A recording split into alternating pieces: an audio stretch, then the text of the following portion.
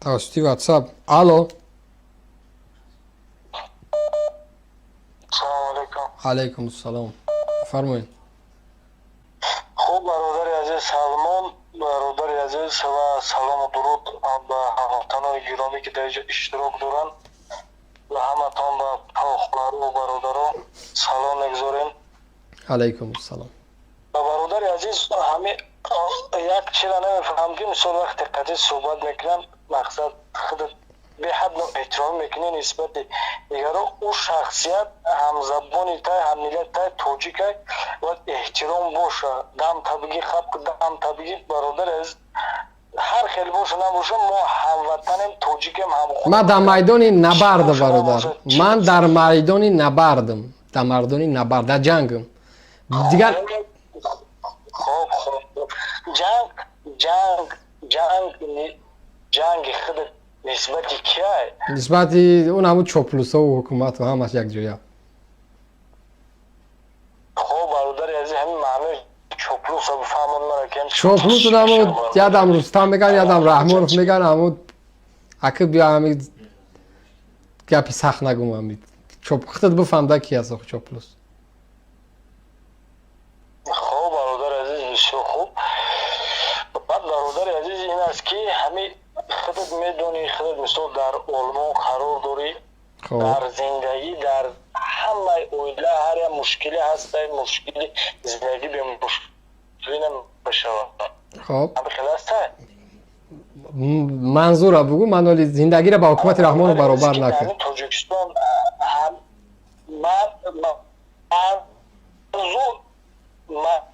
منظور همی که در تاجیکستان هر یک زن مرد 5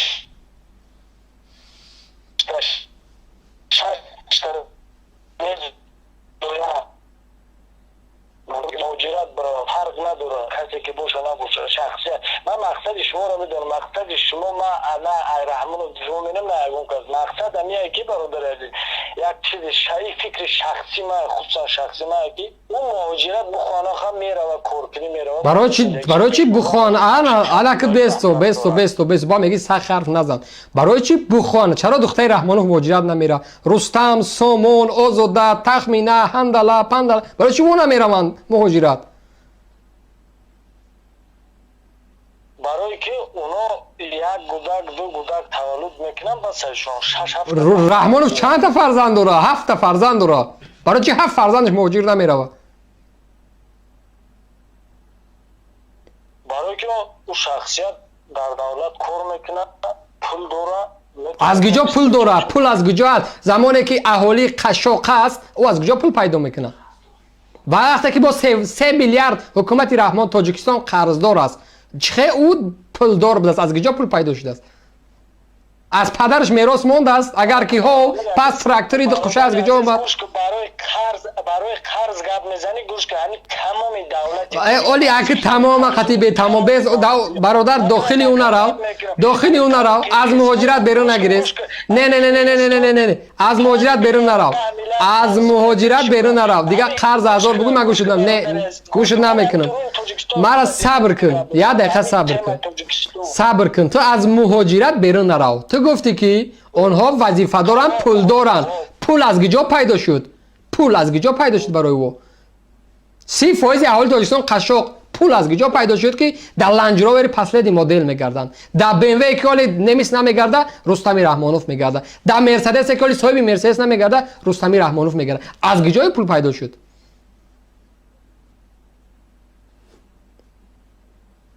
بیا از کدام معاش یک رئیس چقدر است؟ رئیس شهر چند قدر؟ 5000 تومان معاش داره. 5000 تومان یک مرسدس که پسند مدل میگرده 200-300 هزار دلار است. با 5000 تومان ضربی چند سال باید کار کنه که یک مرسدس بگیره؟ بیا برادر عزیز مقصد شما مقصد ما سوال جواب ده. حالی مقصد و به مقصد ما این همین مقصد شما سیل شما نو سیختون من میخوام که رهبر کشور شوم. به این نفسی من صبر کن تو سوال جواب. من میخوام رهبر کشور شوم. نفس جنایت کردیسم میگم برم جای رستم بگیرم شهردار دوشنبه بشم جنایت کردیستم نه یگو نه پس چی نباشم میگی نفس شما مقصد شما از کجای منطقی کوچگی را برآوردین ای بچه ای بی فرهنگی را از کجا گرفتین از کدام مدرسه را خونده شما در تعلیم داد که یک نفر وقتی میخواد شهردار شوه پرزیدنت شوه مقصد شما سوال جواب ته اول سوال جواب ته سوال نه سوال جواب ته بس سوال 5000 سومان معاش شهردار دوشنبه 200,000 دلار مرسدس از کجا پیدا شد از مهنتش از بودجهش از یگون از کدام مهنت بیا بگو مهنت چه از مهنت کی تو کرد از مهنت تو کرده زیدا ملت پایدا آورده سه همو خرید چه از کجا پول یافت که خرید برادر عزیز ایسو تو از کجا پول یافت بیست تا شهردار دوشنبه رستمی رحمانوف صبر کن معاشش 5000 سومان 5000 سومان 50 تا ماشین داره بگذار 5 تا ماشین داره من 45 تاشم میمونم است 5 ماشین داره از کدام حساب سوال این است که 5 ماشین 200,000 1 میلیون دلار معاشش 5000 سومان بلندترین معاش که در خوابش میبینم از کجا پیدا شد 1 میلیون دلار که فقط ماشین خرید از کجا از فایده خودش کدام فایده آیا یگام مثل آیفون یگام کمپانی داشت مثل سامسونگ یگام شرکت داره آمازون بعد یگام کارخانه داره از کدام حساب درآمد کرد مرسدس پسند مدل خرید بگو از ممکن کارخانه داره کدام کارخانه نام کارخانه را بگو ممکن ای من خاطر رستم ولی نیستم که من کارخانه آخی انا وقتی که تو میگوی که بستو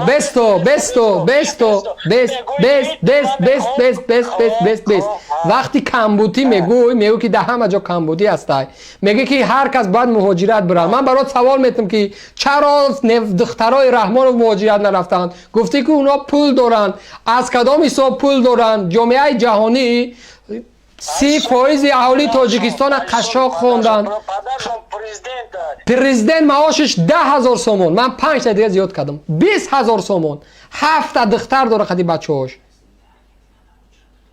بگو 7 دختر داره هر یک دخترش پسلیت مدل خطی میگرده 20,000 سومون گوش خب سومون برادر بله چیزی قدی میگردن در چیز ما اینترس نداره برای من اینترس های که تو دعوای بس نه گوشت نمیکنم اگر 100 تا دیگه شکایت کنی گوشت نمیکنم گوش که برادر عزیز گوش کن اینجا صبر وقتی گپ میزنی وقت مردم توجیک یک تا دو تا وقت زوید بودجهش اویلش خوبید با 4-5-10 تا بزرگ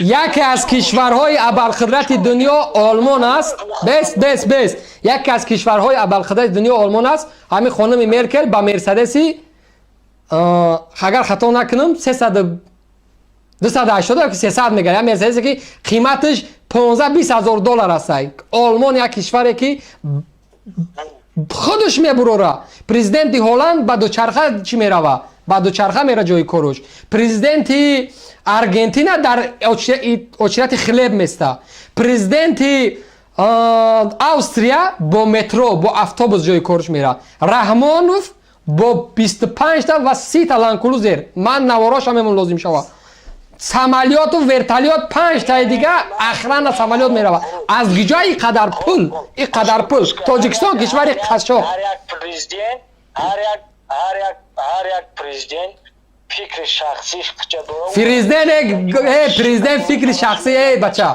اگر تو هم دروغ ایگه پرزیدنت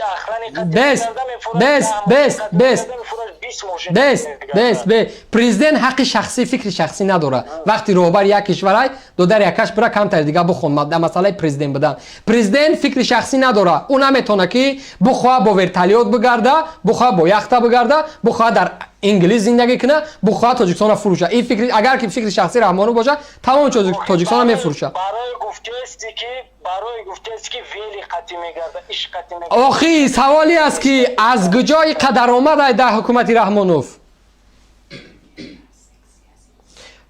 хонуми Меркел дар сексия дар як 5-хонага ва 4-хонага зиндагӣ мекуна. Якта ронанда дора. Чени Раҳмонов нуфуз надора ҳамизанак? ин қадар қасра, ин қадар охи ӯ мардакоз барномаҳошон ошкорай барои мардумуз. рӯи дар кор шавад барои ман лозим боша ку. як дақиқа. агар ҳамира лозим будонум ҳаму президенти Олмон бовар ку ҳеҷ шаке намекунад ки ман натонам қатъи мулоқот карда.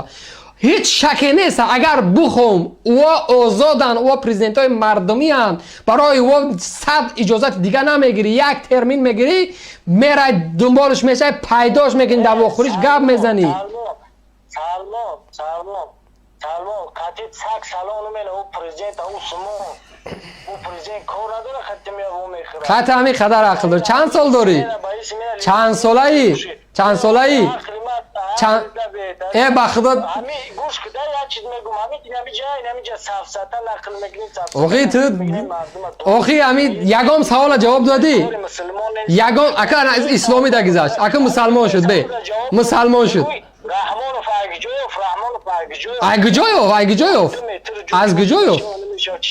از کجا سلامت باشی. تشکر زیاد. از کجا یافت؟ سوال جواب میدی؟ از کجا یافت؟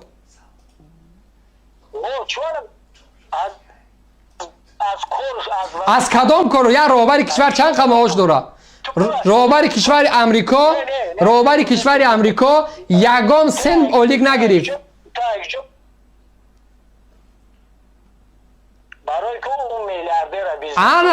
اون میلیاردر پول داره. رحمانوف گفت که زمان اکثر قدرت آمد گفت من یک جامعه دارم، یک اکای تراکتوریست دارم، چی ندارم دیگه. این میلیاردها، این ماشینای قیمت بها، این دچه ها از کجا پیدا شد؟ دزدید. از بودجه کشور دزدید. از بودجه کشور مالی مرا که من باید پدری من باید $1000 معاش میگرفت که آموزگارای الان را دزدید برد $100 شد داد $900 دیگه شد برای آزاده و تخمینه و رستم سرمایه گذاشت. فهمیدی از کجا دزدید است؟ فهمیدی؟ از حساب من دزدید. حقی مرا دزدید. پدری من باید $1000 معاش میگرفت که معلمه. حقی مرا دزدید. میفهمی؟ آنا نفت ندارم. ماشین از کجا پیدا شد؟ اویلی که از کجا رستم از کجا مینه شد؟ رستم از برای چی پدری من یه ماشین گرفتن نمیتونه؟ بس پدری من یه ماشین گرفتن نمیتونه؟ رستم در لکسوس میگره. برای چی؟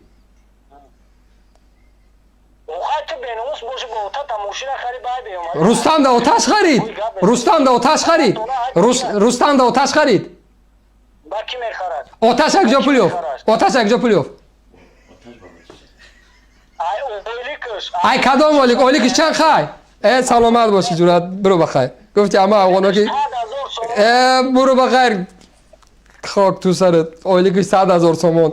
دایی جواب دای 100,000 جون پا دای بخورام دای که اولی که 100,000 سومون باید برا باشه. چی کیفری میکنی؟ یا بیچاره راهرو تو بگار کار میکنه 15 سومون معاشش میتین اولی که 100,000 سومون بدای.